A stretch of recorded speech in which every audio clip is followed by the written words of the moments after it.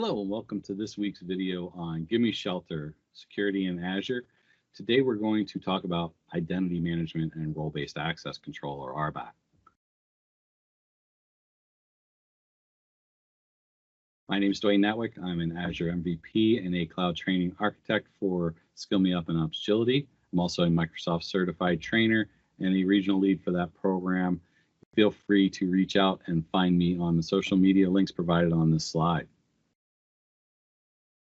So the first couple videos, we set the foundation of defense in depth and Azure Active Directory. And in the next few videos, we're going to go a little deeper and wider into the identity management environment. And really that all falls into Azure Active Directory and the Active Directory infrastructure.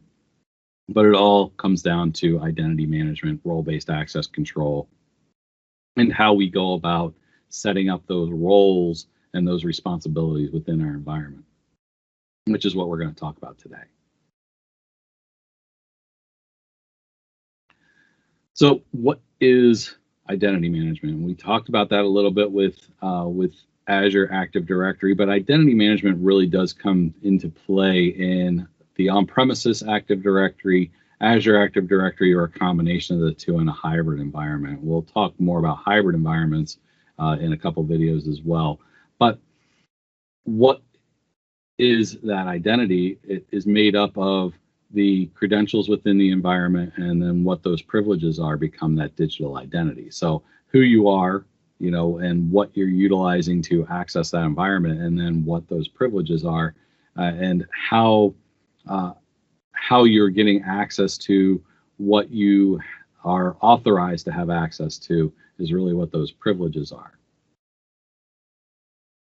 And then to take that a step further, we talk about role-based access control. So we have our identity, we have who we are within the Active Directory domain service, or within Azure Active Directory, or within a hybrid service.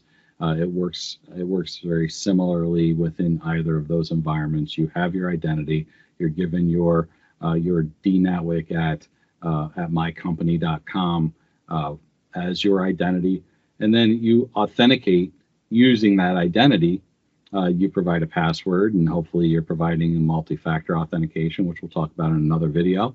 And then you have verified who you are. You've now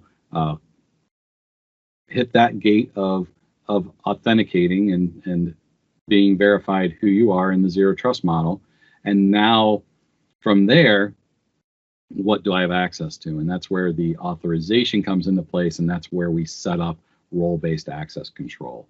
And what that role is, what is your role within the organization, and what do you have the access to within the environment? Are you just a user where you're just utilizing applications?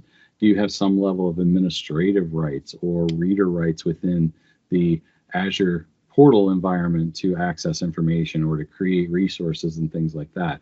It is important to build that in a fine-grained manner so that we're segregating duties of the team as well. So we are not giving everybody global access administrative rights.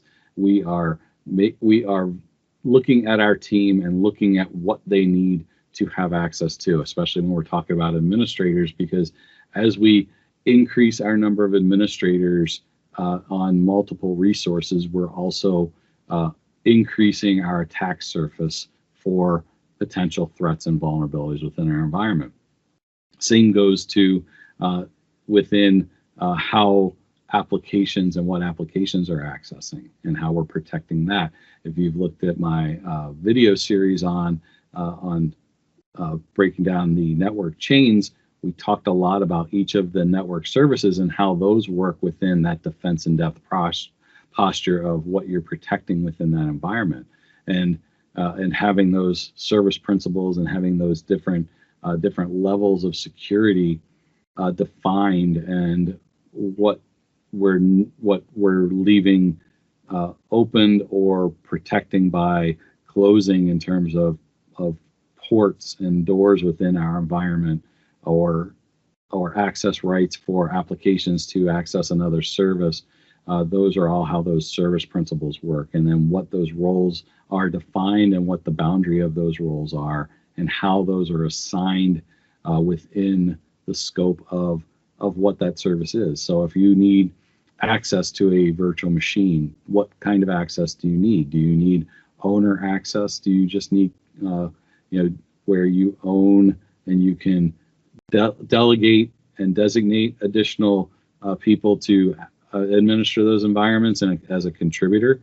Or do you just need to be a contributor where you don't delegate any rights, but you do have a level of ability to create resources within that particular service? Or do you just need to be able to read, go in and verify that you have all of the virtual machines that you need and view what those virtual machines are as a reader role? And those are three of the key roles within the Azure role-based environment: is the owner, contributor, and reader. Those are foundationally the three main tiers of roles, and then it goes and blows out largely right from there in terms of a level of those three services within every service within Azure, or custom roles that you can create if somebody needs to have access across different resources. They might be an owner with this particular service, but they're only a contributor or reader with another service.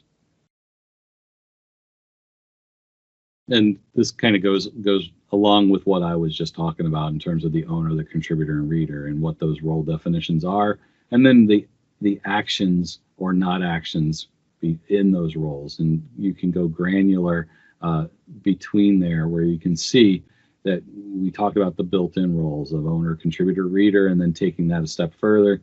Then you can customize that with the ability to have reader rights to support tickets or an operator for virtual machines, and then those actions that then you can take even at a more granular level, that you're not allowed to delete, or you're not allowed to write, and then be able to create that proper access role within your environment and avoid the elevated privileges within your environment that might cause, like I said, a increased attack service.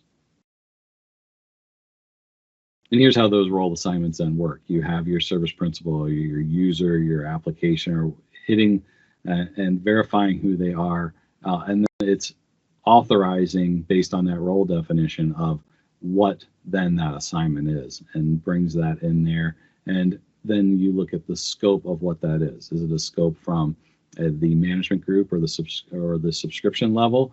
Is it within the whole resource group and all those resources within that resource group, or is it at a resource level? So there are very different tiers to that, to the levels of access that you have.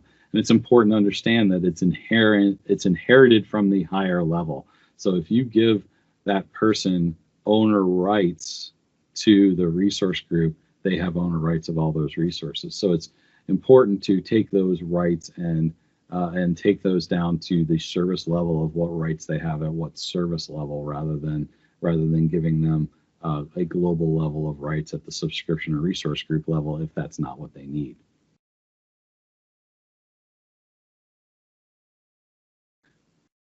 Let's take it a step further here of looking at Azure and Azure Active Directory in their two types of roles. You have your role-based access control roles, your RBAC roles, and then you have your Azure AD roles. The difference is that RBAC roles are for Azure resources specifically. Azure AD roles are the access to the different objects and the different services within the Azure environment, for the users, the groups, and the service principals. And those are scoped at the tenant level. You have within RBAC roles scope at specific or multiple levels, as we stated in the previous slide. Many of the services within Azure, you have the flexibility to create the role-based access control roles, or you could utilize the Azure Active Directory roles within that resource for your authentication and your authorization. So if somebody is a privileged user where they have been given a certain level of rights, you can use that Azure Active Directory role for that service. But best practice is to generally utilize role-based access control roles to get more granular and avoid and provide more definition behind what those users need access to within their resources.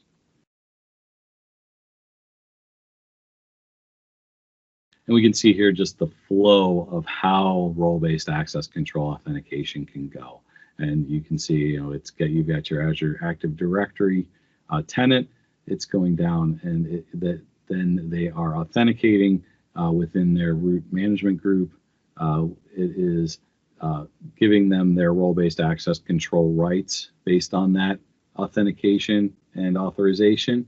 It's authorizing them then for what those rights are and where that goes down in the subscription, the resource group, or the resource level. So it all flows down from that standpoint.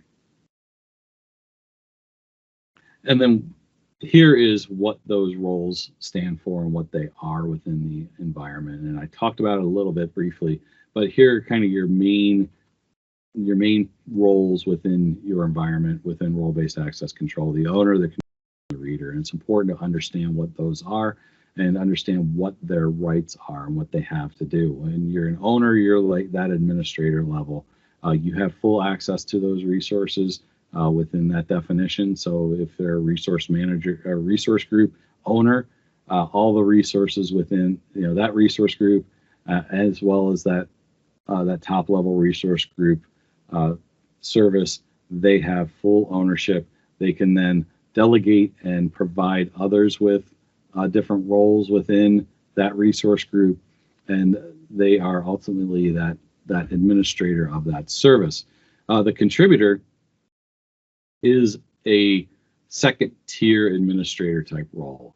They have the ability within there to create and manage those resources. They can remove, delete resources, build resources, deploy resources within that resource group if they're a resource group contributor, but they cannot grant others access. This is probably the best route to go if that person is not at a manager or director level. If they're just if they're an administrator, they're going to need to be contributor level, but they don't need to delegate others access. And then the reader is just reviewing those resources, probably more so somebody in the billing department or HR department that just needs to see what's going on with those environments. Those would be, those would be the people that would have that reader role at that point. And then you have the user access administrator, which is really that identity manager within the environment. They can then they have the ability to manage the access and what users have access to the to resources, but they're not going to administer those resources, not going to create resources. So they're really just managing the identity and access levels of the environment. And that brings us to the end of this video.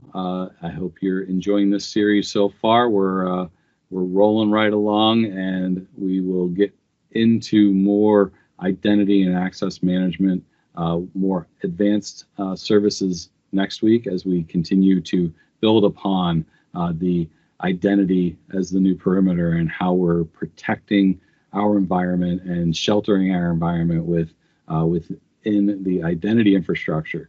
Appreciate you bearing with me as we talk a lot about identity here, these first few videos.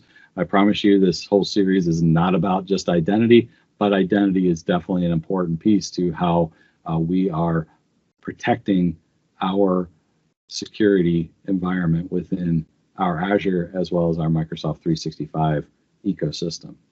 Thank you very much. Have a great day.